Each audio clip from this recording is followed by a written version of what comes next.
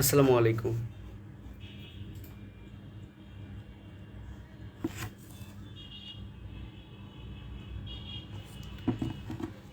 আচ্ছা, কেমন হলো পরীক্ষা? এটা অনেক আগেই জিজ্ঞেস করেছি, বাট অনেক পরিচিত স্টুডেন্টের রিপ্লাই পাইনি। এমনও হতে পারে যে তারা পরীক্ষা দিয়ে এসে ঘুমিয়ে পড়েছে। তো মোটামুটি এখন আমরা আলোচনা করব সত্যিকার অর্থে কয়েকটা গ্রুপকে নিয়ে। সো আজকে পরীক্ষা দিয়ে এসে এমন অনেক গ্রুপের স্টুডেন্ট আছো তোমরা যাদের সকল জল্পনা কল্পনা কিন্তু এই মেডিকেল অ্যাডমিশন টেস্ট নিয়েই ছিল, এবং তারা মোটামুটি হয়তো বা ভালোই পরীক্ষা দিয়েছো। তো সেক্ষেত্রে আমার কাছে মনে হয় যে তারা আজকে থেকে রিলিফ, যদিও রেজাল্ট এখনও বাকি আছে, কিন্তু মোটামুটি বোঝা যায় যে না, হতে যাচ্ছে।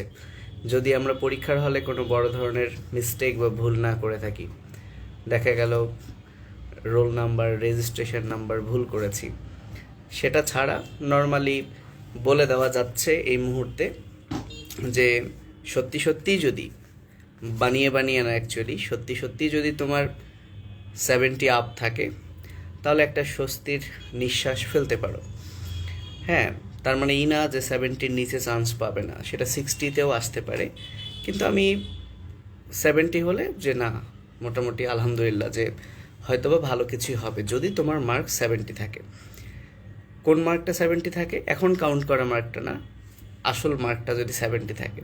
এখন অনেকেই কাউন্ট করে হয়তো বা 75 পায়, দেখা গেল সত্যিকার রেজাল্টে তারা 50 পাচ্ছে বা 55 পাচ্ছে। জানি না কেন এমন হয়, কিন্তু আমার কাছে মনে হয় না এমন হওয়ার কথা। তো আমি এই বিকেল থেকে, মানে পরীক্ষার পর থেকে অনেকগুলো তোমাদের বিভিন্ন গ্রুপের ভাইয়ারা তোমাদের জন্যই কষ্ট করে মুখে মুখে প্রশ্নগুলো শুনে যতটুকু উত্তর দিয়েছে, কয়েকটা গ্রুপ প্লাস আমিও চেষ্টা করেছি, সব মিলে আমার কাছে মনে হয় না যে 3-4টা প্রশ্নের বেশি কনফিউশন আছে কোনো প্রশ্নে। তাহলে তোমরা কিন্তু বুঝতেই পারছো, তুমি যে মার্কসটা কাউন্ট করেছো যে আমি এত পাবো বা এত হচ্ছে, তাহলে তুমি যদি ফার্স্ট টাইমার হও, সেখান থেকে ধরে নাও আরও 3 মার্ক বাদ দিয়ে দাও বা 4 মার্ক বাদ দিয়ে দাও, ঠিক আছে? যদি তুমি সেকেন্ড টাইমার হও, তাহলে তো ওই 5 মার্ক, এটা তো তোমাকে বাদ দিয়েই হিসেব করতে হবে, সেটা তো তুমি বুঝতেই পারছো। তো এখন যদি আসলেই তোমাদের এরকম এই 2-3টা মার্ক বাদ দিয়ে 70-র উপরে থাকে, তাহলে আমি একটু হয়তো বা হালকা অভিনন্দন তোমাদেরকে জানাতেই পারি, ঠিক আছে? এখন যদি এমন হয় তোমার প্রিপারেশন হচ্ছে ইঞ্জিনিয়ারিং ছিল, তুমি শখের বশে মেডিকেল পরীক্ষা দিয়েছো, এখন তোমার 75 চলে আসছে, কিন্তু তুমি তো আর ইঞ্জিনিয়ারিং পরীক্ষা দিবা না, তা তো না। সো তোমার প্রিপারেশন কিন্তু চলতেই থাকবে। তো ব্যাপারটা হচ্ছিল এই, আমাদের সময় মেডিকেল পরীক্ষাটা আগে হয়ে গিয়েছিল। সো আরও 2-1 জায়গায় ফর্ম তুলেছিলাম, কিন্তু যেহেতু রেজাল্টটা 2-3 দিনের মধ্যেই দিয়ে দেয়, এবার হয়তো বা আরও একটু আগে দিবে। আগে বলতে 2 দিনের মধ্যেই দিয়ে দিবে, যতটুকু মনে হলো। কেন মনে হলো সেটা নাই বলি, কিন্তু যতটুকু মনে হয়েছে এবার আগেই দিবে রেজাল্টটা, হয়তো বা 3 দিনের জায়গায় 2 দিনই, 4 তারিখ একটা সম্ভাবনা আছে রেজাল্টের। তো সেক্ষেত্রে রেজাল্ট যদি ভালো হয়, আমার রিকোয়েস্ট থাকবে তুমি যদি মেডিকেলেই পড়ো, সো অনেক কম্পিটিশন, তো দরকার নাই তুমি হয়তো বা রাজশাহী ইউনিভার্সিটির ফর্ম তুলে ফেলেছো, কিন্তু ভাই তুমি রাজশাহী মেডিকেলে চান্স পেয়ে গেছো, সো সেখানে পরীক্ষা দিয়ে একটা সিট নষ্ট করার দরকার নেই, সেখানে তো তুমি পড়বা না। সো এটা হচ্ছে আমার প্রথম রিকোয়েস্ট তোমাদের প্রতি। যারা চান্স পেয়ে যাবে, দেখানোর দরকার নাই যে আমি মেডিকেলও পেয়েছি, বুয়েটও পেয়েছি, আল্লাহ তাল্লাহ তো তোমাকে একটা দিয়েছে, তাই না? সো তোমার আর দরকার নেই। হ্যাঁ, যারা পাবে না তারা তো অবশ্যই সামনের যে কোনো পরীক্ষায় একটা সিট নেওয়ার জন্য তো পরীক্ষা দিবেই। সো আমার প্রথম রিকোয়েস্ট হচ্ছে তোমরা যারা ভালো করবে এবং মেডিকেলেই পড়বে, আমার মনে হয় না যে তোমাদের আর, এটা তো একটা প্রেশার, ওই করোনার সময় তো দরকারও নেই এত ছোটাছুটি করার। আচ্ছা, দ্বিতীয় কথা হচ্ছে যারা 60-র নিচে, মানে এখন আমি জানিও না, যে কোনো কিছু হতে পারে, কিন্তু আমার ধারণা থেকে আমি যেটা বলছি যে যদি তোমাদের মনে হয় যে ভাই আমি তো 60-র বেশি পাচ্ছি না, তাহলে তুমি যে কাজটা করতে পারো ভাইয়া, আজকের দিনটা যেমন যাচ্ছে যাক, তোমার কিন্তু সামনে আরও বড় বড় অনেক অনেক অনেক ভালো ভালো জায়গা আছে। সো মেডিকেলেই সবাই পড়তে পারবে না, এটা তো তুমি জানোই। পরীক্ষা দিচ্ছ 1 লাখেরও উপর, সিট তো এত নাই। সো আলটিমেটলি এটা নিয়ে তো টেনসড হওয়ার কিছু না। আমি একটা ভালো পরামর্শ দিতে পারি।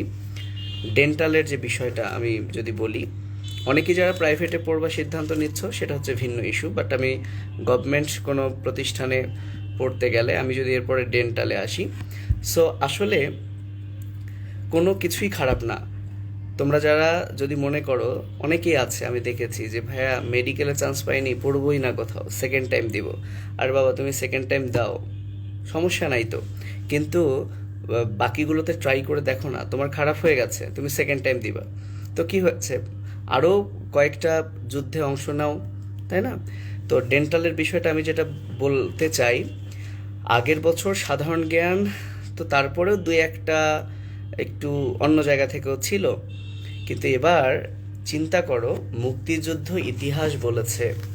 এবং মজার বিষয়, আমার কাছে প্রশ্নটাও আছে, প্রিন্ট করে নিয়েছি। আমি আমার সে 18 সালে একটা জিকে ফিনিশিং টাচ বই লেখা, সেখানে শুধু এমন কিছু তথ্য ছিল, সাম্প্রতিক না, বইটাই ছিল যে তথ্যগুলো কখনো চেঞ্জ হয় না। তো এক পাতা থেকে দেখি 3টা প্রশ্ন, যেহেতু বুঝতেই পারছো যে কি বলে বিভিন্ন স্থাপনা, হ্যাঁ স্থপতি, সেখান থেকেই তো 3টা প্রশ্ন এসেছে, সেক্টর থেকে এসেছে। তার মানে দেখো কে স্বীকৃতি দেয়, এই প্রত্যেকটা জিনিস, একটা প্রশ্নও কিন্তু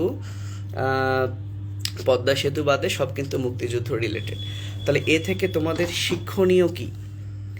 যারা, আমি আবারও বলছি, যারা 60-র নিচে বা 65-এর নিচে, কারণ বলা যাচ্ছে না 65-এও কী হবে, আল্লাহ তালা চাইলে 65-ও হয়ে যেতে পারে, অনেকের জেলা কোটায়, মুক্তিযোদ্ধা কোটায় আরও নিচেও হতে পারে, বাট এবার কিন্তু যারা মোটামুটি 60-র নিচে বা 65-এর নিচে, তারা হাল ছেড়ে দিবা না। এখনও তোমাদের 1 মাস সময় আছে। তুমি কিন্তু বুঝে গেছো, বিলিভ করো, এই প্যাটার্নেই কিন্তু ডেন্টাল অ্যাডমিশন হবে। কারণ যখন প্রশ্ন করা হয়, একসাথেই কিন্তু প্রশ্নটা করা হয়, মেডিকেল ডেন্টাল একসাথেই। এমন না যে মেডিকেল পরীক্ষা হয়ে গেল, এবার সামনে ডেন্টাল পরীক্ষা, এখন আবার ডেন্টালের জন্য টিচাররা প্রশ্ন করবে, আমার ব্যাপারটা কিন্তু তা না। প্রশ্ন কিন্তু একসাথেই মেডিকেল ডেন্টালের জন্যই কিন্তু জমা দেওয়া হয়েছে, কারণ সব কিছুই তো সেম, এখানে marks distribution same, time same, সবই তো সেম। তার মানে তুমি ধরে রাখো, শুধু যদি এই মুক্তিযুদ্ধ, এবং লক্ষ্য করো 1971 সালের পরেই কিন্তু সাল, যুক্ত ফ্রন্টও না, আমরা কিন্তু নর্মালি কি বলে ভাষা আন্দোলন 52 সাল থেকে পড়তে বলি। হ্যাঁ, যদিও আমি আমার স্টুডেন্টদেরকে 1905 সাল থেকে পড়িয়েছি, বঙ্গভঙ্গ থেকে পড়িয়েছি, কিন্তু দেখো, তারপরে আমি বলবো যে ডেন্টালের জন্য যদি তুমি এই 71 সালের পরে আর স্থাপনা, এই বিষয়গুলোই যদি তুমি আরেকবার পড়ো, এই যে আমরা সাম্প্রতিকের কত কি চিন্তা করেছি, কত কি পড়েছি, কি আসলো, পদ্মা সেতু থেকে যদি একটা প্রশ্ন কেউ পড়ে, সেটা হচ্ছে এর দৈর্ঘ্য কত, সেটাই কিন্তু এসেছে। সবাই হয়তো বা পেরেছো তোমরা, পারারই কথা। তো আমার কাছে মনে হয় না যে খুব কঠিন ডেন্টাল প্রশ্নটাও হবে, কারণ এই আঙ্গিকেই যেহেতু প্রশ্ন হবে, তাই একটা স্টুডেন্ট সাধারণ জ্ঞানে 10-এ 10 অবশ্যই পাবে ডেন্টাল ভর্তি পরীক্ষায়। যা আমি যারা একটু কম পেয়েছে আগে তাদের দিয়ে ভাইয়া শুরু করি, যারা তোমরা আরও একটু ভালো করেছো তারা কি করবা, কি অবস্থা, হ্যাঁ আমি সেটা নিয়ে আসছি। হ্যাঁ, তো আমি আবারও বলছি, সাধারণ জ্ঞান সিরিয়াসলি বলছি, যদি এই মুক্তিযুদ্ধ বিষয়গুলো, যে টপিকগুলো দেখছো এখানে প্রশ্ন এসেছে, যদি পড়ো, তুমি 10-এ 10 পাবা, ইনশাআল্লাহ তুমি 10-এ 10 পাবা। এই গেল সাধারণ জ্ঞানের কথা। আমি যদি একটু ইংরেজির কথায় বলি, যেমন দেখো, আমি ইংরেজি আমার ইউটিউব চ্যানেলে ট্রাই করছি যতটুকু পারি, যেহেতু এই করোনা 4 এপ্রিল, আর 2 দিন পরই 1 বছর পূর্ণ হবে আমার ইউটিউব চ্যানেল খোলার। তো আমার জিকে ইংলিশের যে ব্যাচ আছে, সেখানে আমি যে প্রথম ক্লাস নিয়েছি, সেটা কিন্তু আমি ইউটিউবে দিয়ে দিয়েছি, এবং সেই ক্লাসের যে একটা ট্রিক্স ছিল, ওই যে প্যাডের পর যদি একটা ওয়ার্ড থাকে সেটা নাউন, 2টা থাকলে শেষেরটা নাউন, আগেরটা অ্যাডজেক্টিভ। সো দেখো, আল্লাহর রহমতে সেই প্রশ্নটাই কিন্তু চলে আসছে ইংলিশের একটা, সেটা কি? ওই যে early raiser, an early raiser. So an মানে হচ্ছে বুঝতেই পারছো আর্টিকেল, তাহলে আর্লি এখানে হচ্ছে অ্যাজেক্টিভ, রাইজারটা হবে নাউন। আবার দেখো, তুমি যদি চিন্তা করো, স্পেলিং কিন্তু এসেছে। এবার খুব ভালো করে খেয়াল করো, আমি আবারও বলছি, যারা সামনে ডেন্টাল পরীক্ষা দিবে তাদের নিয়ে কথা বলছি। স্পেলিং কিন্তু 2 থেকে 3টা এসেছে, 2টা এসেছে। হ্যাঁ, সিনোনিম অ্যান্টোনিম তো প্রতি বছর আসে, এটা নিয়ে কোনো কথাই হবে না, কিন্তু স্পেলিং কিন্তু এসেছে। তার মানে তুমি জেনে রাখো,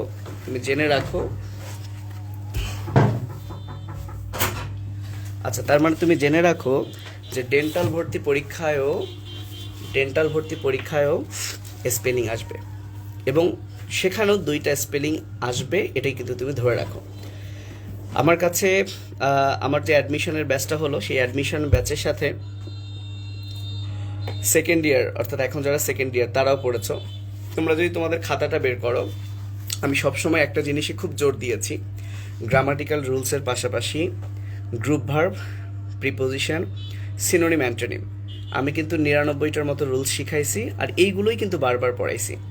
তুমি যদি লক্ষ্য করো, এই যে কাট দিয়ে আমি গ্রুপ ভার্ব পড়াইছি, খাতা বের করে দেখো। হ্যাঁ, লুক দিয়ে কিন্তু আমি গ্রুপ ভার্ব পড়াইছি। 2টা সিনোনিম আসছিল বিজারে, খাতা খুলে দেখো। হ্যাঁ, তোমরা যারা আমার কাছে পড়েছো জিকে অ্যান্ড ইংলিশ যে অ্যাডভান্স ব্যাচটা, বিজারে এই শব্দটা আমি পড়াইছি এবং সুন্দর করে লিখে দিছি। বিজারে মানে অদ্ভুত বা বিচিত্র, তাহলে অদ্ভুত বিচিত্রের অ্যান্টোনিম তো নর্মাল হবেই, তাই না? তারপরে আবার খেয়াল করে দেখো, ওই যে অ্যাভোর একটা শব্দ, আমি অ্যাডোর অ্যাভোর দুটাই পড়াইছি, তাই না? তো আলহামদুলিল্লাহ, আমার এই যে একটা স্পেলিং আছে না, এটার প্রোনাউন্সিয়েশন কি, সোভারেইনটি না কি জানি কীরকম প্রোনাউন্সিয়েশন হবে, এইটাই শুধুমাত্র আমার কাছে মনে হয়েছে। এই যে এরকম একটা কঠিন জিনিস কিন্তু দিবেই, তোমাকে তো 100 পেতে হবে না। তো আমি ডেন্টাল পরীক্ষার্থীদের উদ্দেশ্যে বলতে চাই যে ভাইয়ারা, প্লিজ সাধারণ জ্ঞান তোমরা 10-এ 10 পেতে পারো ডেন্টাল পরীক্ষায়। এই একটা মাস অনেকেই হতাশ হয়ে যাবে, এটাই কিন্তু তোমার একটা বোনাস যে তোমার প্রতিযোগিতা কত কমলো। দেখো, আমার কাছে মনে হয় না যে যারা মেডিকেলে চান্স পাবে, তাহলে মেডিকেলে যে কয়েক হাজার চান্স পেলো তারা তো আর ডেন্টাল পরীক্ষা দিবে না, তাহলে তোমার একটা কম্পিটিশন কমে গেল। 2 নাম্বার, চান্স না পাওয়ার ধাক্কা সামলে উঠতে পারবে না অনেকেই। ঠিক আছে, তুমি যদি সামলে উঠতে পারো তুমি কিন্তু ভালো করবা, সেটাও কিন্তু ডাক্তার, সেখান থেকেও তুমি বিসিএস ক্যাডার হতে পারবা, সব অপরচুনিটি আছে ভাই। আমরা যে এমবিবিএস থেকে যারা এমবিবিএস ডিগ্রি করি, এরপর কিন্তু আমরা কোনো না কোনো ব্রাঞ্চে যাই। এখন কিন্তু আমরা অনেক ব্রাঞ্চে যাই, যেমন আমি অ্যানাটমি নিয়ে পড়ছি। সো এটা হচ্ছে পড়ানোর একটা বিষয়, তো রোগী দেখারও এরকম আলাদা ভাগ আছে। তোমাদের বুকে ব্যথা উঠলে এখন কিন্তু তুমি কার্ডিওলজিস্টের কাছে যাও, তাই না? তোমার যদি কিডনিতে প্রবলেম হয়, নেফ্রোলজিস্টের কাছে যাও। তো আমি বুঝি না যে ডেন্টিস্ট যারা, হ্যাঁ, তুমি কিন্তু এমবিবিএস 5 বছর পড়ে আলটিমেটলি তুমি একটা ডিসিশন নিবা যে আমি চোখ নিয়ে পড়বো, কিন্তু যে ডেন্টালে পড়ে সে, তোমাদের ডিসিশনটা হয় কি শুরু থেকেই যে আমি ডেন্টিস্ট। ঠিক আছে, যারা এমবিবিএস পড়ে তাদের হয় কি, তাদের 5 বছর পড়ার পর একটা ধারণা আসে যে আমি হয়তো বা এটাতে ভালো করব, কিন্তু যারা ডেন্টালে পড়ে তাদের কিন্তু ওই চিন্তা করার আর কিছু নেই, তারা শুরু থেকেই কি করবে যে না আমি ডেন্টিস্ট হব, ব্যাপারটাই আর কিচ্ছু না। সো আমার কাছে মনে হয় যে তারাই ভালো করবা যারা, আমি আবারও তো বলছি, যারা 60-র কম পেয়েছো তারাই প্রিপারেশন নাও, এবং অবশ্যই তোমরা কিন্তু যোগ্য ছিলা মেডিকেলেও চান্স পাওয়ার, কিন্তু যেহেতু আমাদের সিট সংখ্যা সীমিত, হ্যাঁ, তাহলে এই সীমিত সিট সংখ্যায় তো আর সবাই চান্স পাবে না। তাহলে আমি ইংরেজির যে বিষয়টা বলি, তোমরা কালকে থেকেই উঠে পড়ে লাগো জিকেতে, ইনশাল্লাহ 10-এ 10 নাহলে 9 কিন্তু তোমরা পেতেই পারো। ইংরেজির বেলায় যে কাজটা করো, বেসিক যে রুলসগুলো আছে, যে কোনো বইই আছে, সেই রুলসগুলো পড়তে থাকো।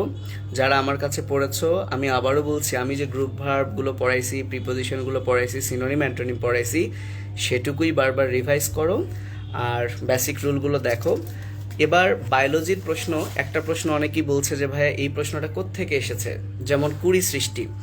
যারা আমার ক্লাস করেছো, আমি কিন্তু ট্রিক্স দিয়েও এটা মনে রাখাইছি, আমি মনে করাই দিই। উদ্ভিদ বিজ্ঞানের 10ম অধ্যায় উদ্ভিদ প্রজননে চোখ কলম নাম শুনেছ? আজমল স্যারের বই। এই চোখ কলমের অপর নাম কিন্তু দেওয়া আছে বাডিং বা কুড়ি সৃষ্টি। চোখ কলমের অপর নাম কি? বাডিং বা কুড়ি সৃষ্টি। এবং আমরা এভাবে ট্রিক্সও দিয়েছিলাম যে বড় বড় গোল গোল চোখে তাকিও না। এই যে বড় গোল চোখ, বড়তে হচ্ছে বড়াই, গোলতে হচ্ছে গোলাপ, আর চোখতে হচ্ছে চোখ কলম বা বার্ডিং বা কুড়ি সৃষ্টি। তাহলে এই যে গোলাপ, তার ইংলিশ তো রোজ, তাই না? তাহলে এটাও কিন্তু আসলে পারার কথা, এটাও কিন্তু অনেকের পারার কথা। একটা জায়গায় অনেকের প্রবলেম হয়েছে বায়োলজিতে, নিম্ন তাপমাত্রায় সংরক্ষণ, সেখানে কিন্তু বীজ ছাড়াও আরও অনেক কিছুই আছে, এইখানে কনফিউশন। সো আমার কাছে মনে হচ্ছে বায়োলজির যে 30টা প্রশ্ন, ল্যাকটোজকে যদি আমি কেমিস্ট্রিতে ধরি তাহলে বায়োলজিতে 30টা প্রশ্ন, ল্যাকটোজটা সহ 31টা হয়। তো এই যে 30টা প্রশ্নের মধ্যে কঠিন বলতে যদি কারো মনে হয় যে আমি কঠিন লাগছে, খুব সর্বোচ্চ এই 2টা লাগতে পারে, গোলাপের বিষয়টা আর কম তাপমাত্রায় সংরক্ষণ। আর আমার কাছে মনে হয়নি যে বায়োলজিতে কোনো ঘাটতি ছিল। এখন একটা মজার বিষয় বলি, এবং এটা খুবই মজার, অনেকেই তোমার বিশ্বাস হবে না, অনেকেরই বিশ্বাস হবে না যে ধুর ভাই কি বলেন, আসলেই কি 100% এটাই এটাই।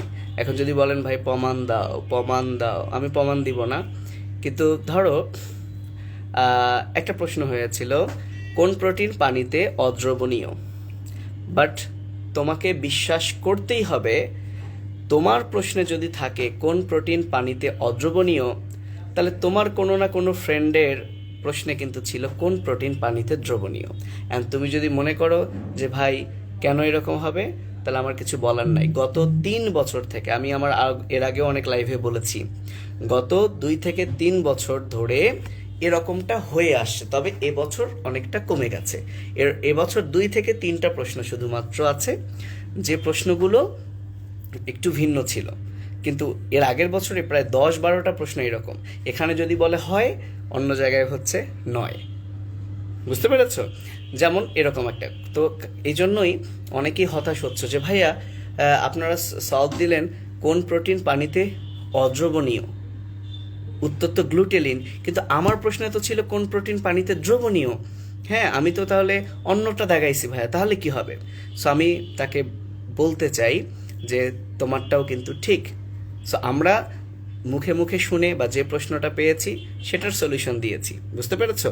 সো এটা আমি একটু এনশিওর করতে চাচ্ছি সবাইকে যে একদম হতাশ হবা না, ভয় পাবা না, ঠিক আছে?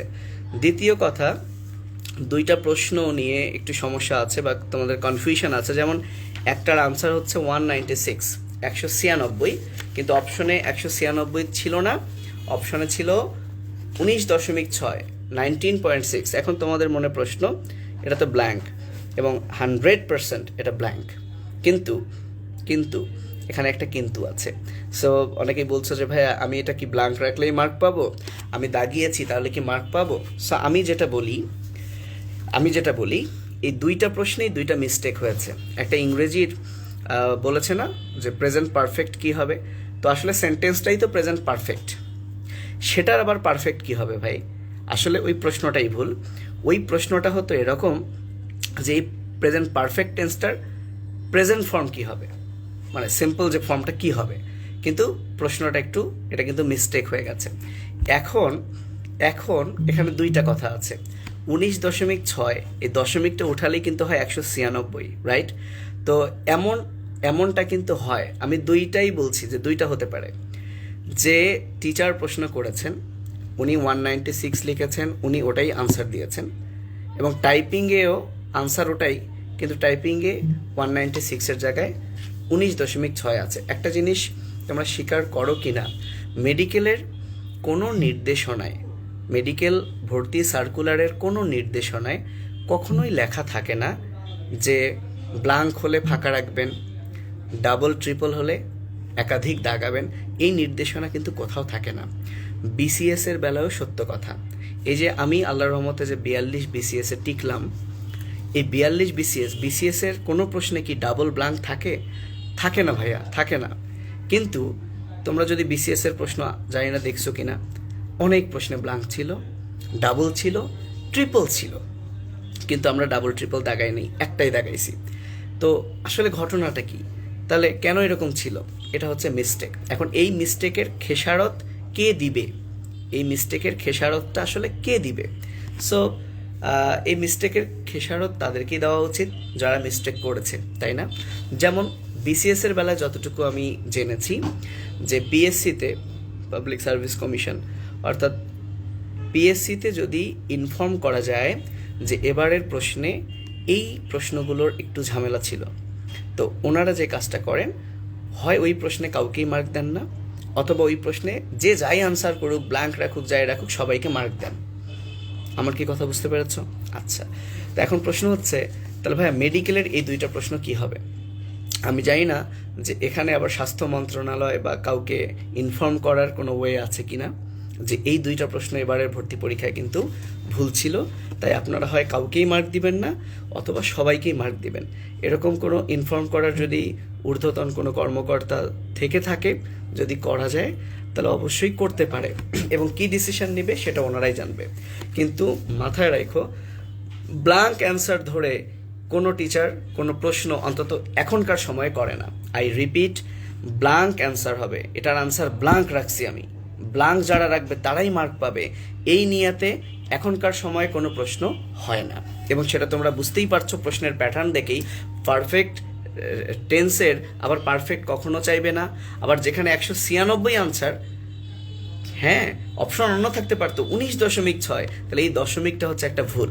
তাহলে এখন দুইটা জিনিস মাথায় রাখতে হবে তোমাদেরকে। সো তোমরা গণনা করবা ওই দুইটা বাদ দিয়ে। যদি আল্লাহ তাআলা তোমাদের সহায় হন তাহলে তো মাশাল্লাহ, বোনাস। আর যদি না হয় তাহলে তো ওটা তো আগেই তুমি বাদ দিয়েছো। তো আমার বিশ্বাস কি জানো, আমার প্রথম বিশ্বাস তো মানুষের একটাই হয়, আমার আবার দুই ধরনের বিশ্বাস। প্রথম বিশ্বাস হচ্ছে যারা 19.6 দিয়েছে তাদেরটাই রাইট, এটা হচ্ছে আমার প্রথম বিশ্বাস। আর ইংরেজিতে যারা সিম্পল ফর্মটা দিয়েছে তারাই হচ্ছে রাইট।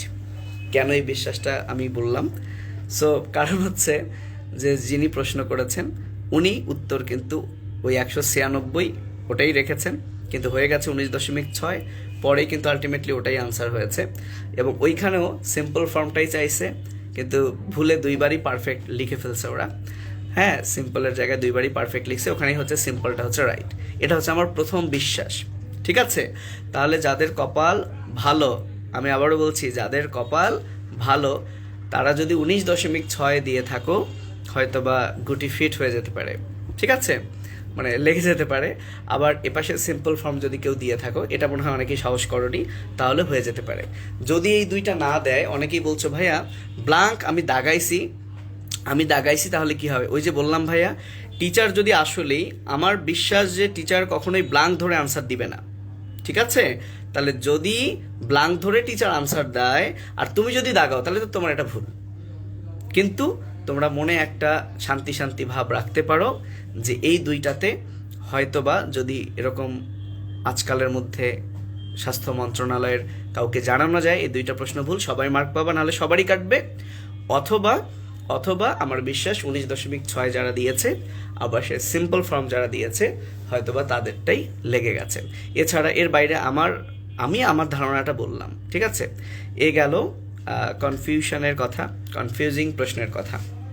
এবার আসা যাক ফিজিক্স কেমিস্ট্রিতে। আমি ফিজিক্স কেমিস্ট্রি নিয়ে খুব বেশি যাব না, একটা প্রশ্ন নিয়ে, যেমন শুকনো হাইড্রোজেন গ্যাসের চাপ কত হবে, এটা নিয়ে অনেকের মধ্যে অনেক কনফিউশন দেখা যাচ্ছে। সো আমি অনেক জায়গায় যেটা আনসার পেয়েছি, আমি এক্সপ্লানেশনটা অ্যাকচুয়ালি পাইনি কিভাবে হলো, এবং আমিও ট্রাই করলাম, যদিও আমার কেমিস্ট্রি ফিজিক্স সম্পর্কে অত বেশি ধারণা নাই, আমি ট্রাই করি একটু ট্রিকি জিনিসগুলো যেগুলো সহজেই মনে রাখা যায় সেগুলোতে। তো এটার আনসার আমার কাছে মনে হচ্ছে 101.325 এটাই হবে। কেন হবে আমার জানা নাই। এছাড়া আমার কাছে মনে হয় না যে কেমিস্ট্রির অন্য কোনো প্রশ্ন নিয়ে খুব বেশি কনফিউশন আছে, এবং ফিজিক্সেরও খুব বেশি কিন্তু কনফিউশন নাই। তাহলে তুমি তো বুঝেই যাচ্ছ এই 100টা প্রশ্নের মধ্যে তোমার মাত্র 2 থেকে 3টা প্রশ্ন সমস্যা, ওই ব্ল্যাঙ্কেট 2টা আর শুকনো হাইড্রোজেন, এছাড়া তো আর প্রবলেম নাই। তাহলে তুমি তো জানো যে তুমি কত পাবে, তাই না? তো এখন আসো যে ভাই, দোয়া করো আল্লাহ তাআলা তোমাকে যাতে একটা সরকারি মেডিকেল দেয়। এখন ভাইয়া রাজশাহী মেডিকেলে হবে কিনা, ঢাকা মেডিকেলে হবে কিনা, ঢাকার 3টার মধ্যে থাকবে কিনা, সেটা আমি বললেও কি, আমি না বললেও কি, তাই না? এটা মনের একটা সান্ত্বনা। এই তো আমার কাছে মনে হয় এখন সবচেয়ে বড় দোয়া এটা করো যে কোনো একটা গভর্নমেন্ট মেডিকেলে তোমার হবে কিনা। কারণ তুমি যে গভর্নমেন্ট মেডিকেলেই পড়ো না কেন, সেটা হোক ঢাকা মেডিকেল, সেটা হোক সর্বশেষ মেডিকেল, আলটিমেটলি তুমি 5 বছর পর তুমি যদি বিসিএস এ ভালো করো, তুমি ক্যাডার। ঢাকা মেডিকেলের কেউ যদি ভালো না করে, সে কিন্তু ক্যাডার না। তুমি যদি ভালো পরীক্ষা দিয়ে পোস্ট গ্রাজুয়েশন করো, কি হবে? তুমি নামের পাশে অনেক বড় বড় ডিগ্রি লাগাতে পারবা। ঢাকা মেডিকেলে পড়েও যদি সে কোনো কিছু করতে না পারে, সে কিন্তু পারবে না। সো এই কারণে আমি রিকোয়েস্ট করব যে শেষের দিকের মেডিকেল দেখেই যে আমি পড়বো না, তার চেয়ে আমি রাজশাহী ভার্সিটিতে পড়বো, এই ডিসিশনটা নেওয়াটা ঠিক হবে না, বিশেষ করে যাদের একটুও স্বপ্ন আছে যে আমি ডাক্তার হতে চাই। তো এই হচ্ছে মোটামুটি প্রাথমিক কথাবার্তা। এখন আমি আমার মতো করে বলে গেলাম। আমি তোমাদের, যদিও লাইভ হচ্ছে, কিন্তু আমি ইউটিউব ভিডিওর মতো নিজে নিজেই বক বক করছি। 385 জন থেকে 400 জন উঠানামা করছো, এতজন তোমরা আছো। আমি একটু তোমাদের কমেন্টগুলো পড়ি, ঠিক আছে? কমেন্টগুলো পড়ি এবং তোমাদের সাথে কিছু কথা বলি। অনেকক্ষণ নিজের মতো বক বক করলাম। আচ্ছা, অনেক কমেন্ট আসছে। আমি ভাইয়া ইংলিশের 10 নাম্বারটা কি হবে? A teacher discovers the hidden treasure. আচ্ছা, এরকম কি 2টা প্রশ্ন আসছে? আমি তোমাদেরকে বলি, ওই যে বললাম না, এক একজনের কাছে এক এক প্রশ্ন আসছে। কারো কাছে ওই যে হিডেন ইনসাইড যেটা, সেটা আসছে, কারো কাছে এটা আসছে। একজনের প্রশ্নে এরকম 2টা কিন্তু ভাইয়া আসে নাই, বুঝতে পেরেছো? সো যেখানে হিডেন আছে সেখানে ইনসাইড হবে, এটাই আমার মনে হচ্ছে। এবং আরেকটা যদি ট্রিজার থাকে, ওই প্রশ্নটা আমি দেখি নাই, কারণ এরকম 2টা প্রশ্ন, একই রকম প্রশ্ন তো একটা সেটেই কিন্তু 2টা থাকবে না। ওই যে আমি একটু আগেই বললাম যে এক একজনের প্রশ্নে কিন্তু এক এক রকম ছিল, ঠিক আছে? শিলা দত্ত বলেছে, স্যার আমার হিসাব করে 67.50 আসছে, আমার কি সরকারি মেডিকেলে হতে পারে? ভালো কথা। প্রথমে আমি বলে নিতে চাই, তোমার যদি আসলেই 67.50 থাকে, তুমি একটু আশা রাখতে পারো, কারণ এর আগের বছরও কাটমার্ক এটাই আছে। এবং পরীক্ষা দিয়ে কিন্তু অনেকেই অনেক কথা বলবে, যেমন অনেকেই আছে যে 95-96টা দাগাইছে, একটা মাত্র ভুল গেছে, 2টা মাত্র ভুল গেছে। ঠিক আছে, যদি এরকম হয়েও থাকে, এগুলোর সংখ্যা ভাইয়া হাতে গোনা অল্প, এগুলোর সংখ্যা খুবই কম। সো তুমি ওদের কথা শুনে এত বেশি ঘাবড়ে যেও না।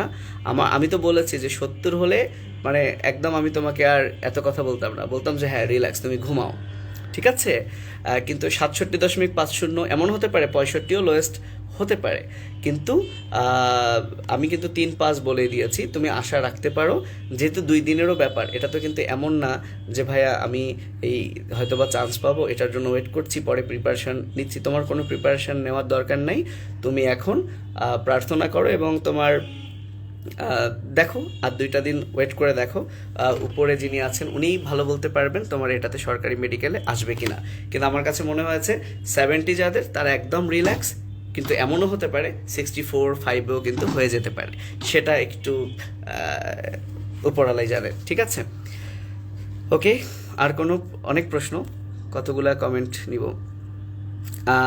এইবার আসছে ল্যাম্বো শান, ভাইয়া আপনার মার্ক কত আসছিল? আপনাদের সময় লোয়েস্ট মার্ক কত ছিল? ভাইরে, এটা শুনিস না, এটা শুনলে কি বলবি? আমি ঢাকা মেডিকেল কলেজে চান্স পেয়েছি, আমার মার্ক ছিল, বলবো 59.25। আমি ঢাকা মেডিকেল কলেজে চান্স পেয়েছি, আমার মার্ক ছিল 59.25। আমাদের সময় লোয়েস্ট মার্ক কত ছিল তা জানি না, তবে আমাদের সময় 46.5 বা 46 বা আরও কম হতে পারে, আমার না এক্স্যাক্টলি মনে নাই। কিন্তু আমি ঢাকা মেডিকেলে চান্স পেয়েছি 59.25 পেয়ে। তাহলে চিন্তা করো, যেখানে 59.25 পেয়ে ঢাকা মেডিকেলে চান্স পেয়েছি, আর তোমরা 70 পেয়েও চান্স পাবা কিনা এ নিয়ে টেনশন করছো। সো আসলে প্রশ্নের প্যাটার্ন একটু চেঞ্জ হয়েছে। আমাদের সময় একটু হার্ড প্রশ্ন হতো, যেমন এখন ছেলেমেয়েরা সাধারণ জ্ঞান 10-এ 10 পেয়ে আসলো, 8 পেয়ে আসলো, 9 পেয়ে আসলো। আমার সময় আমি সাধারণ জ্ঞান সাহস করে 2টা দেখাইছিলাম, মাশাল্লাহ একটা হয়েছে, তার মানে আমি পেয়েছিলাম কত, 0.5 না 0.5 না 0.75, যেহেতু আবার 0.25 কাটা, বুঝতে পারছো? সো এরকম হতো। একটু প্রশ্নগুলো যদি ওই সময় দেখো তাহলেই বুঝবা। আচ্ছা, একটা জিনিস বলতে ভুলে গেছি, যে শুধুমাত্র ডেন্টাল না তো, আর্ম ফোর্স মেডিকেল কলেজ আছে। তোমাদের যাদের হাইট, মানে যারা এএমসিতে অ্যাপ্লাই করেছো, যাদের হাইট টাইট ঠিক আছে, হ্যাঁ, আমি কিন্তু এএমসিতে আমার হয়ে গেছিলো, এবং আমি ভেবেছিলাম আমি অনেক লম্বা, কিন্তু আমি সর্বপ্রথম ওখানে চান্স পাওয়ার পর হাইট মাপতে গিয়ে দেখি যে আমি উঁচা জুতা, চুল বড়, কোনো কিছু দিয়েই আমার 5 ফুট কত ইঞ্চি জানি লাগে ওদের, 3 না 4, কোনোভাবেই হচ্ছি না। কিন্তু আমি তো যখন কি বলে কি বলে তোমার তোমাদের এখন ভাবি, যখন ওকে বিয়ে করতাম ও আমাকে জিজ্ঞেস করছিল তোমার হাইট কত, আমি তো সবসময় বলতাম আমি তো 5 ফুট 5 ইঞ্চি। এবং যখন তার সাথে একটু দেখা হতো আমি তো একটু উঁচা জুতা পরতাম, হ্যাঁ, তো আমার তো 5 ফুট 5ই লাগতো। কিন্তু আমি আর্ম ফোর্স মেডিকেলে, এবং আমি তো 5 ফুট 5 সবসময় নিজেকে এটাই ভাবি, আজীবন পরিচয় দিছি আমার হাইট কত, 5 ফুট 5 ইঞ্চি। তো আর্ম ফোর্সে তো লাগবে 4 ইঞ্চি, কিন্তু আমি গিয়ে দেখি আমি 5 ফুট 4ও না। হায় আল্লাহ, আমি সর্বনাশ। তো এই জন্য আমি যেটা বলতে চাই যে ভাইয়া, আর্ম ফোর্স মেডিকেল কলেজে এখানেও প্রশ্নের প্যাটার্ন কিন্তু মোটামুটি একই রকম। সেখানে হয়তো বা মার্কের কিছু ইংলিশ সাধারণ জ্ঞানে কম বেশি আছে সব মিলে। তো তোমরা এই জন্যই হাল ছেড়ে দিও না। সেম প্রিপারেশন, তোমাকে আলাদা কোনো প্রিপারেশন কিন্তু নিতে হবে না। তাহলে এক হচ্ছে ডেন্টাল, 2 হচ্ছে আর্ম ফোর্স মেডিকেল কলেজ। আর যাদের এএফএমসি দিয়েছো তাদের তো হাইট, ওয়েট এসব নিয়ে, চোখের পাওয়ার টাওয়ার নিয়ে কোনো চিন্তা নাই ভাই। তুমি ধুমায় পরীক্ষা দাও, টিকলেই কোনো দিকে না তাকায় ভর্তি হয়ে যাবা। যদি তোমাদের ওই যতটুকু টাকা লাগে, তোমার ফ্যামিলির যদি অ্যাফোর্ড করার সামর্থ্য থাকে, তুমি কিন্তু ভর্তি হয়ে যাবা। এটা হচ্ছে কথা। এবার আসি ইউনিভার্সিটি। ঢাকা ইউনিভার্সিটি, প্রাচ্যের অক্সফোর্ড, এবং তোমরা যদি লক্ষ্য করো যত কি বলবো যে থাক, এত কিছু নাই বলি, তোমরা জানোই, আর বিশেষণ দিতে হবে না ঢাকা ইউনিভার্সিটি সম্পর্কে। যারা রাজশাহীবাসী আছো তাদের রাজশাহী ইউনিভার্সিটি সামনে আছে। এবং যদি লক্ষ্য করো যে নতুন করে কেউই জিজ্ঞেস করবা না ভাই ঢাকা ইউনিভার্সিটির জন্য বায়োলজি কী পড়বো, রাজশাহী ইউনিভার্সিটির জন্য বায়োলজি কী পড়বো, জাহাঙ্গীরনগর ইউনিভার্সিটির জন্য বায়োলজি কী পড়বো। আমার খুব আফসোস, আমার এক ফুপুতো ভাই আছে, খুব আমার আশা ছিল সে মেডিকেলে চান্স পাবে, ভালো স্টুডেন্ট, কিন্তু দুর্ভাগ্যক্রমে সে চান্স পায়নি। সে কিন্তু জাহাঙ্গীরনগর ভার্সিটিতে চান্স পেয়েছে।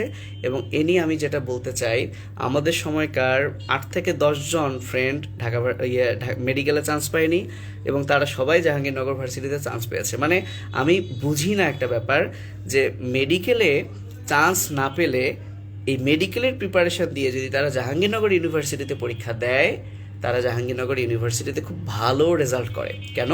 কারণ সেখানে বায়োলজি অ্যান্ড কেমিস্ট্রি, আর টুকটাক কি মনে হয় মানসিক দক্ষতা আছে। হ্যাঁ, তো বায়োলজি কেমিস্ট্রি একটা মেডিকেল প্রিপারেশনওয়ালা স্টুডেন্ট কত ভালো পড়ে বুঝতেই পারছো। তো এই দুইটা দিয়েই কিন্তু জাহাঙ্গীরনগর ইউনিভার্সিটিতে চান্স পাওয়া যায়। এবং ঢাকা ইউনিভার্সিটিতে যাদের তোমাদের অপশনাল কি আছে, ম্যাথ, যাদের তোমার অপশনাল ম্যাথ আছে, তারা কিন্তু তোমরা ঢাকা ইউনিভার্সিটিতে ম্যাথের পরিবর্তে যেহেতু ইংলিশ একটা ভালো প্রিপারেশন নিয়েছো, সেই ইংলিশটাই কিন্তু নিয়ে সেখানেও ভালো করতে পারো। আর এছাড়া তো রাজশাহী ইউনিভার্সিটি কৃষি, অনেক কিছুই আছে, অপশন কিন্তু অনেক আছে। আমি সবসময় একটা কথা বলি যে খুব ভালো জায়গায় পড়ে তার সর্বশেষ স্টুডেন্ট হওয়ার চেয়ে মোটামুটি একটু নিচু কোনো জায়গায়, নিচু বলতে আমি কোনোটাকে নিচু বলতে চাই না, মানে যদি আমরা কম্প্যারিজন তো আসেই, তুলনামূলক অন্য ওর চেয়ে একটু কম, কি বলবো, আবারও তো কম বলা হচ্ছে, অর্থাৎ অন্য কোনো জায়গায় যেটাকে মনে করা হয়, মানুষ মনে করে যে ঢাকা মেডিকেল হচ্ছে অনেক টপ, আর হয়তো এমন একটা ইউনিভার্সিটির নাম বললো সেটা হয়তো বা একটু ঢাকা মেডিকেলের চান্স পাওয়ার চেয়ে একটু খারাপ। তো আমার কাছে মনে হয় তুমি যদি ওই ইউনিভার্সিটিতে পড়ে ওখানকার টপ হও, তোমার কিন্তু অনেক ভালো একটা ক্যারিয়ার আছে। কিন্তু যদি কেউ ঢাকা মেডিকেলে পড়ে বা ঢাকা ইউনিভার্সিটিতে পড়ে যদি সে ওখানকার ফেলটুস হয়, সে কিন্তু কিছু করতে পারবে না। আমি কি বলেছি, ধরো ঢাকা ইউনিভার্সিটিকে যদি আমি 1 নম্বরে রাখি, মেডিকেলের যেমন ঢাকা মেডিকেলে 1 নম্বরকে রাখে, লাস্ট মেডিকেল আছে, সো মেডিকেলের ব্যাপারটা তো টোটালি ডিফারেন্ট। ভার্সিটির বেলায় কেউ ঢাকা ভার্সিটি আছে আর লোয়েস্ট একটা ভার্সিটি আছে। কেউ যদি ঢাকা ভার্সিটিতে চান্স পেয়ে সবচেয়ে ফেলটুস মার্কা স্টুডেন্ট হয়, ওর চেয়ে তুমি যদি লোয়েস্ট ইউনিভার্সিটির টপ 3 মধ্যে থাকো বা টপ 10 মধ্যে থাকো, তোমারই কিন্তু ভালো ক্যারিয়ার আছে, অন্যায়। আমার কি কথা বুঝতে পেরেছো? তো এটাই হচ্ছে বিষয়, সব কিছু ঝেড়ে ফেলো, একটু এনজয় করো, যা হবার হয়েছে। কারণ এখন তুমি যাই বলো কোনো কিছুই তো বদলাতে পারবে না, যা হবার তো সব হয়ে গেছে। এখন তোমার কান্না করলেও কিছুই হবে না। তারপরে উপরওয়ালার কাছে তুমি দোয়া করো, উনি তো সব কিছুই করতে পারে। হয়তোবা তুমি যে মার্কটা পেয়েছো সেই মার্কেই হয়তোবা তোমার হয়ে যেতে পারে। তো যাই হোক, এটাই হচ্ছে বলার। আমি আরও কিছু কমেন্ট পড়ি, দেখি মেলা মেলা কমেন্ট, আমি এত কখন পড়বো ভাই। কোশ্চেন দেখে আপনার মতে কাটমার্কস কত হতে পারে? আমি বলছি, আমি পোস্টও দিয়েছি, আমি কাটমার্ক বলতে পারবো না, তবে আমি এটা বলেছি যে 70 হলে সে একটু শান্তি শান্তি ফিল করতে পারে। ঠিক আছে, আচ্ছা। অর্ণব বলেছে করোনা পজিটিভ হইলেই মেডিকেল সিট পাইয়া যাইবেন, তাও আবার আইসিইউতে। আচ্ছা, মজা করছে সবাই। ভাইয়া বুয়েটে ম্যাথ আর অল্টারনেটিভ হিসেবে বায়োলজি মারবো হবে, এও মজা করছে। যাই হোক, এই যে একটু মজা আসছে তোমাদের মধ্যে, আমি জানি না, এই মজা আসাটা খুব দরকার। ভাইয়া ভাবির হিজাব টিউটোরিয়াল চাই। সাদিয়া, তোমার ভাবি হিজাব টিউটোরিয়াল? আচ্ছা, ঠিক আছে ঠিক আছে, আমি তাকে বলবো। হ্যাঁ, তোমার ভাবি কি বললো, এটা বেটার। আচ্ছা, ইসমো বলেছে ভাইয়া শেষ করেন। আচ্ছা, আমি শেষ করবো না ইসমো, তারা তুমি শেষ করে খেতে বসো, দ্যাটস গুড। আসিফুল বলেছে ভাই অ্যাব্রোড এর মেডিকেলে পড়ার জন্য কি করা লাগবে? আচ্ছা, অ্যাব্রোডের বিষয়ে ধারণা কম, তবে আমার সমসাময়িক থেকে শুরু করে আগের বছরও আমার কিছু স্টুডেন্টও কিন্তু এখন চীনে আছে, ম্যাক্সিমাম এরা চীনে যায়। তবে তোমরা যদি এরকম এই অ্যাব্রোডে বিশেষ করে চীন বা অন্য কোনো কান্ট্রিতে যাওয়ার ইচ্ছুক থাকো, আমি হয়তো বা ওদেরকে নিয়ে একটা সেশন করতে পারি, যে আসলে কি করতে হয়, ওরা কিভাবে গেছে, কত টাকা লাগে, কি অবস্থা, আমি এটা একটা করতে পারি। ঠিক আছে। ইফতেকার বলেছে ভাই যারা রক্ত দিতে গিয়ে রক্ত নেয়, কি এসব এসব পড়বো না। আখি বলেছে ভাইয়া নেগেটিভ মার্কের ব্যাপারে কিছু বলেন, কিভাবে নেগেটিভ মার্ক কাটবে? তুমি যদি মেডিকেল পরীক্ষার্থী হও আর পরীক্ষা দেওয়ার পর যদি বলো কিভাবে নেগেটিভ কাটবে, I am sorry. Arnab, all the examinees to Dipumoni ma'am be like, মানে এও মজা করছে আর কি, আমি মজার কোনো কমেন্ট পড়তে চাই না।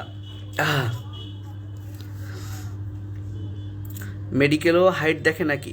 হ্যাঁ, এএমসিতে দেখে। মনের হাইটই বড় হাইট। হ্যাঁ, আমার মনের হাইট ছিল।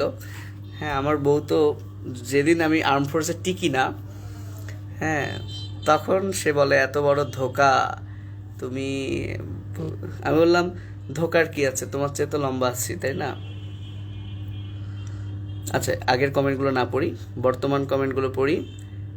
ঠিক আছে, এখন তাহলে সর্বশেষ পরামর্শ হচ্ছে, এবার যারা সেকেন্ড ইয়ার, তো এই প্রশ্ন থেকে তোমাদের শিক্ষাটা কি? হ্যাঁ, আমার বিশ্বাস যে এখানে সেকেন্ড ইয়ার স্টুডেন্ট আছো পোলাপান, এবং হয়তো বা ফার্স্ট ইয়ারের পোলাপানও আছো, মজা নিচ্ছ, 100 পেয়েছে, 120 পেয়েছে, এরকম টাইপের কিছু। সেটা হচ্ছে যে তোমরা কি বুঝলা, যাদের স্বপ্ন মেডিকেল, তারা কি বুঝলা? একটাই কথা, পড়তে তো হবেই, বাট মনে রাখতে হবে। পড়তে তো হবেই, বাট মনে রাখতে হবে। যদি আগে কিন্তু সাধারণ জ্ঞান ইংলিশ একটা, মানে কি বলবো, তুরুপের তাস ছিল। তুরুপের তাস বোঝো? যে একটু ভালো করে পড়বে, যে একটু ভালো পারবে, সেই অনেক এগিয়ে থাকবে। কিন্তু এখন কিন্তু এটা তুরুপের তাস থাকছে না, এটা একটা কমন বিষয় থাকছে। কারণ এত ইজি করে দিয়েছে, তুমি কল্পনা করতে পারো আগে বাংলাদেশ আন্তর্জাতিক ছিল, কত ভাস্ট সিলেবাস, আমরা পড়তামই না।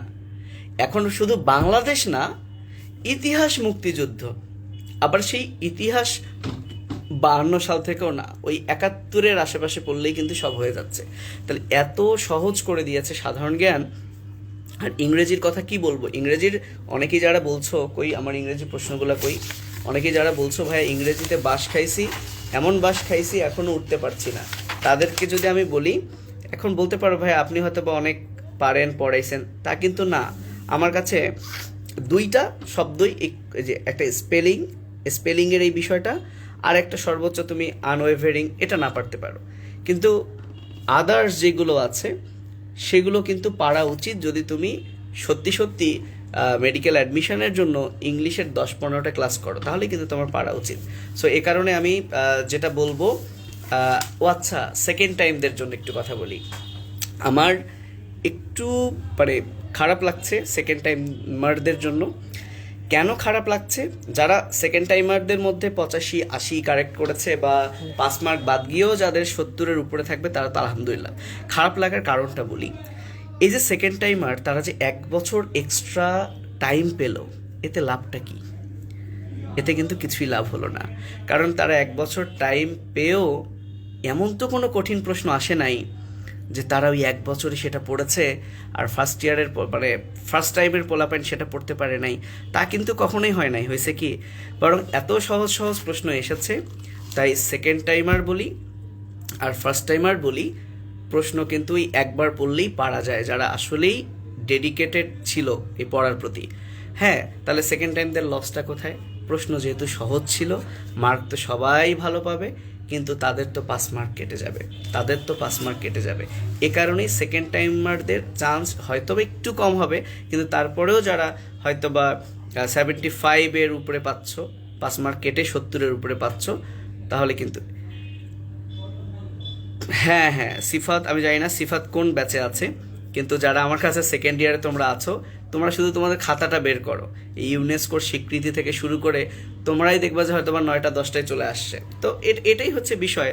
এখন সব সময় কিন্তু পরিস্থিতি সেম থাকবে না, তোমাদের সময় হয়তো বা একটু কঠিন থাকতেও পারে, কিন্তু আমার কাছে মনে হয় না যে আহামরি কঠিন হবে। 10 না পাও, 8 যদি পাও, সেটাও তো অনেক, সেটাও তো অনেক।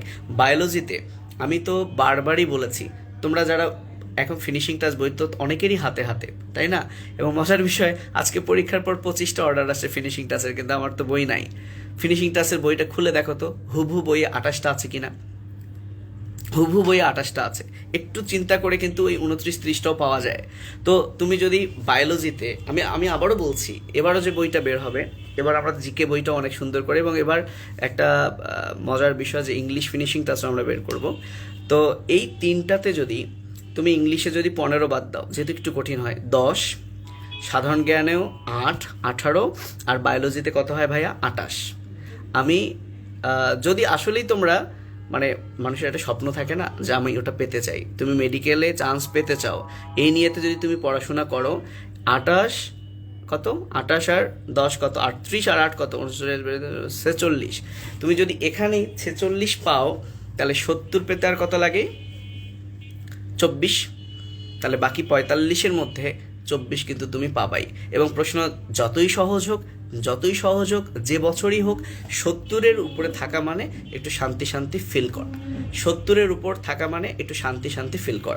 ওকে, তো সেকেন্ড টাইমারদের একটু ভয় দেখালাম, তার মানে এই না যে তোমরা সেকেন্ড টাইম প্রিপারেশন নিবা না, কিন্তু কথাটা এই, সেকেন্ড টাইমের প্রিপারেশনটাও এমনভাবে নিতে হবে যাতে তুমি 75-এর উপরে পাও, এবং এটা পসিবল। ফার্স্ট টাইম হয়েও যদি 75-এর উপরে পেতে পারে, তুমি কেন সেকেন্ড টাইম 1 বছর পরে 75 পাবা না? কি পড়লা জীবনে, তাই না? তো এই জন্যই আমি সেকেন্ড ইয়ারের উদ্দেশ্যে যেটা বলতে চাই যে ভাইয়া যা পড়ছো, যেমন তোমরা যারা ফার্স্ট ইয়ারে আছো, তোমরা যারা ফার্স্ট ইয়ারে আছো বা সেকেন্ড ইয়ারে আছো, তোমরা এই প্রশ্নটা দেখে বলো তো, আমি একাডেমিকে যা পড়াইছি সেগুলোর মধ্যে আসছে কিনা।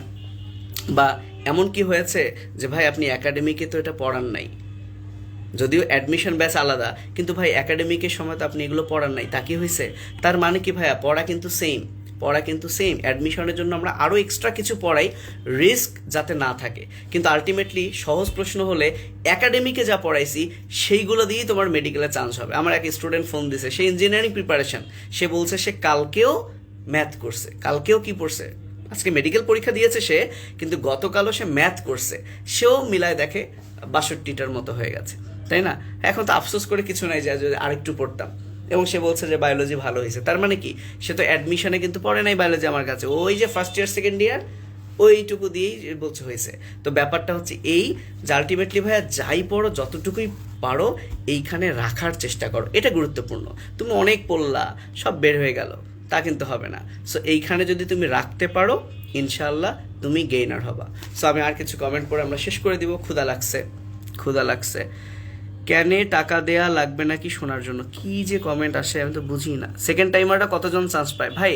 সেকেন্ড টাইমাররা এরকম নির্দিষ্ট তো কোনো কিছুই নাই যে কতজন চান্স পাবে, তাই না? সেকেন্ড টাইমারদের জন্য তো কোটাও নাই। যারা মেডিকেলের যতটা সিট, ততটার মধ্যে যত সেকেন্ড টাইমার থাকবে, যদি এমন হয় মেডিকেলের সিট ধরো 3000-ই সেকেন্ড টাইমার ভালো করছে, প্রথম দিকে আছে, তাহলে 3000 সিটই সেকেন্ড টাইমারদের, তাই না? তাই তো। আর কিছু তোমাদের কিছু জানার আছে? আর ভাইয়া সেকেন্ড ইয়ারে ভর্তি কবে থেকে শুরু? এখন ভর্তি কবে থেকে শুরু এগুলো নিয়ে কথা বলবো না, পরে কথা বললো। ইফতেকার রহিম ভাইয়া, এক্সাম হলের ব্যাপারটা যদি একটু বলতেন। বুঝি নাই, এটা আবার বলো। এই প্রশ্নটা আরেকটু ভালো করে মানে তুমি একটু ব্যাখ্যা আকারে প্রশ্ন করো। এক্সাম হলের ব্যাপারটা, মানে এক্সাম হলে কি করবা সেটা এখন কেন বলবো? তোমার পরীক্ষার আগের রাতে বলবো বা আগের দিন বলবো। আচ্ছা, অ্যাব্রোড নিয়ে আমরা তাহলে একটা সেশন করব, ঠিক আছে ইনশাআল্লাহ, কথা দিলাম। অ্যাব্রোড নিয়ে আসিফ পাইছে। আসিফ, কেমন হলো তোর পরীক্ষা ভাই? একটু জানা, কমেন্ট করে জানা কেমন হয়েছে, কীরকম থাকতে পারে। আমি শুনেছি যদিও ভালো হয়েছে, তারপর আমাকে একটু জানা আসিফ, যদি শুনে থাকিস আমার কথা। ৬৬তে চান্স হবে কিনা জানি না, 60তেও চান্স হতে পারে, 64-5-এও হতে পারে, কিন্তু আমি শুধু একটাই জানি 70-র উপরে থাকলে একটু শান্তি শান্তি ভাব আসবে।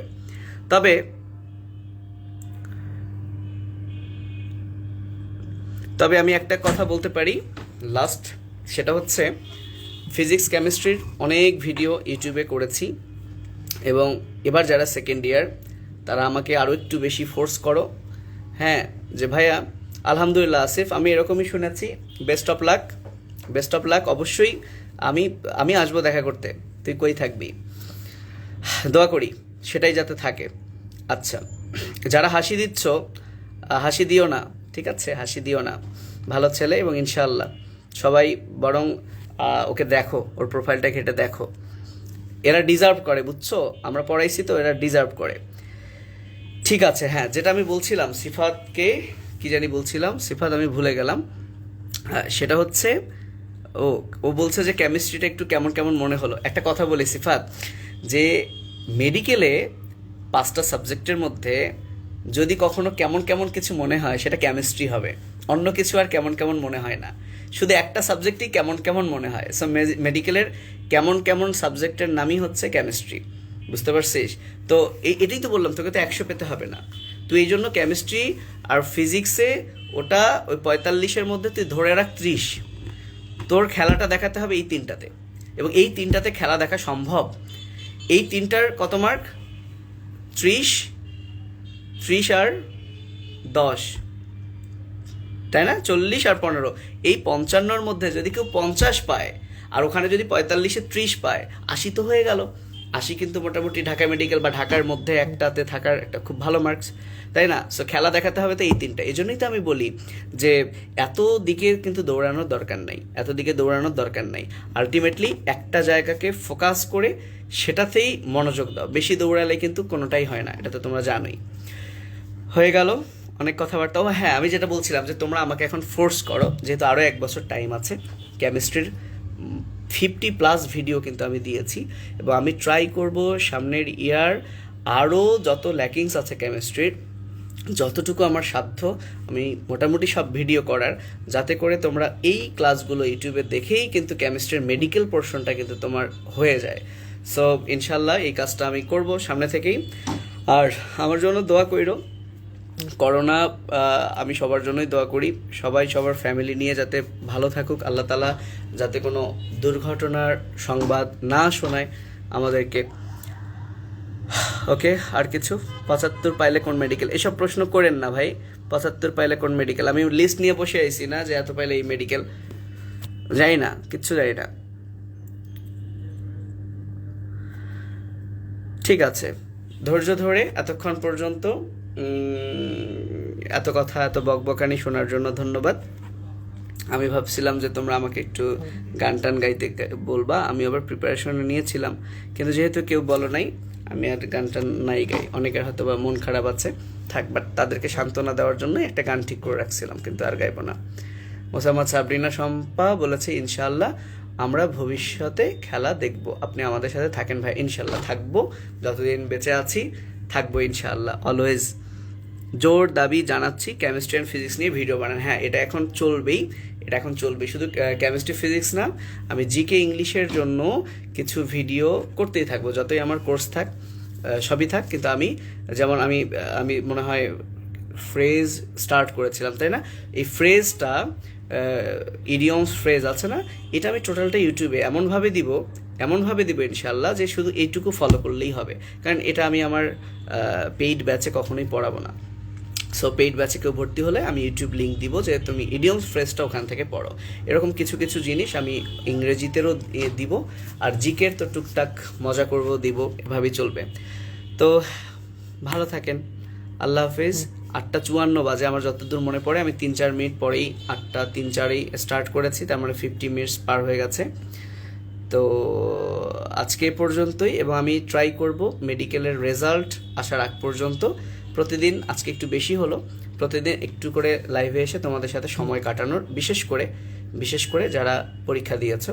পাশাপাশি যেহেতু করোনার কারণে বন্ধ হয়ে গেল, সো ফার্স্ট ইয়ার সেকেন্ড ইয়ারের পোলাপাইন যদি সময় কাটাতে চাও, কোনো প্রশ্ন থাকে তাহলে আসতে পারো। আমরা এই পরপর রেজাল্ট পর্যন্ত 8টার সময় আমরা লাইভ করতেই থাকবো, এবং হয়তোবা ফার্স্ট ইয়ার সেকেন্ড ইয়ারে তোমরা দেখতে পাবা যে 2-3 দিন পর রেজাল্ট দিলে হয়তোবা যারা যারা চান্স পাচ্ছে তাদেরকে নিয়েই লাইভ, এবং তখন তোমরা তাদের মুখেই শুনবা কীরকম ছিল তাদের স্ট্রাগল, কী করেছে, আরও ভালো কিন্তু তারা তোমাদেরকে বলতে পারবে। আচ্ছা, অ্যাব্রোড নিয়ে কালকে পারবো কিনা জানি না, আমি আমার ওই স্টুডেন্টদের সাথে একটু কথা বলি, ওরা কী অবস্থায় আছে, যদি সুযোগ হয় তাহলে কালকেই হয়তো অ্যাব্রোড নিয়ে আমরা আলোচনা করব। ঠিক আছে, আজকে এ পর্যন্ত, ভালো থেকো, এবং দোয়া রইল। সবসময় একটা জিনিসই বলি, এই যে ধর আমার কথাই বলি, আমি তো ঢাকা মেডিকেলে পড়েছি, আমি অন্য দিক দিয়েও মেডিকেল লাইনেও কিন্তু আছি, বাট তারপরে দেখো একটা আমার বড় একটা অংশ কিন্তু আমি এই পড়ানোর লাইনে আছি। এতে আমার কিন্তু কখনো কখনো ফিল হয় না যে আমি ঢাকা মেডিকেলে পড়লাম, রোগী দেখছি না, ডাক্তারি করছি না। হ্যাঁ, এবং বিলিভ করো, আমি যখন গ্রামে যাই আমাকে এই কথাটা অনেক শুনতে হয়, কিরে তুই কী করিস, পড়াস, হ্যাঁ তুই মাস্টার, হ্যাঁ কয়টা বাচ্চা পড়াস। তো আমি পাত্তা দিই না, এই কারণে আমি একটু অ্যাভয়েড করি, সালাম দিয়ে কেটে পড়ি। আমি জানি এর পরের কথাটা কী হবে। সবচেয়ে বড় কথা কি ভাইয়া, যে ভালো থাকাটা ইম্পর্টেন্ট। সেটা যে ডাক্তার হয়ে ভালো থাকতে হবে তা কিন্তু নয়, জীবন থেমে থাকে না। শুধু একটা কথা আমি বলে রাখি, শেষ করে দিই, সেটা হলো ভাইয়া, এই দুনিয়ায় বাবা মা মারা গেলে, সন্তান মারা গেলে, এর চেয়ে বড় কষ্ট দুনিয়াতে তো আমার কাছে মনে হয় না কিছু আছে, বলো আছে? এবং আল্লাহ তাআলা সেটাও কিন্তু বলে যে 40 দিন পার হয়ে গেলে কষ্টটা একটু কমে আসে। যদি আল্লাহ তাআলা আমাদের এই কষ্ট সহ্য করার শক্তি না দিতেন, তাহলে আমাদের বাবা মা, সন্তান, আত্মীয় স্বজন যারা আছেন, তারা মৃত্যুর পর আমরাও কিন্তু হয়তোবা বেঁচে থাকতাম না, তাদের শোকে আমরাও মারা যেতাম। তো আল্লাহ তাআলা যদি এত বড় শোক সইবার তৌফিক মানুষকে দিয়ে থাকেন, এই মেডিকেলে চান্স পাবা না, এ তো কিছুই না। তুমি মেডিকেলে চান্স পাওয়ার জন্য দুনিয়ায় আসো নাই, তুমি দুনিয়ায় তোমার একটা অ্যাম্বিশন আছে, সেটা নিয়ে আমি কথা বলতে যাচ্ছি না। তুমি অ্যাজ এ মুসলিম তুমি জানো তুমি দুনিয়ায় কেন এসেছো, তাই না? তুমি তো তোমার নিজের ইচ্ছায়ও আসোনি, তুমি তোমার নিজের ইচ্ছায়ও যাবা না। তুমি কেন এসেছো এটাই যদি তুমি চিন্তা করো, সো তুমি ডাক্তার হতেও আসো নাই, ইঞ্জিনিয়ার হতেও আসো নাই। তুমি দুনিয়ায় এসেছো একটা অ্যাম্বিশন নিয়ে, এবং সেখানে তুমি কিভাবে ভালো থাকবা, সেটা যে কোনো ওয়েতে ভালো থাকা যায়। সো এটাই হচ্ছে আমার কথা, যে হতাশ হবা না, যাই হোক হতাশ হবা না, হতাশ হবা না। সো আজকে এই পর্যন্ত। আজকে আর গান না, একটু আবেগের কথা বলে ফেললাম, এখন আর গান আসবেও না ইনশাল্লাহ। আমরা নেক্সট লাইভে আমরা গান গাইবো। ঠিক আছে, আল্লাহ হাফেজ, আসসালামু আলাইকুম।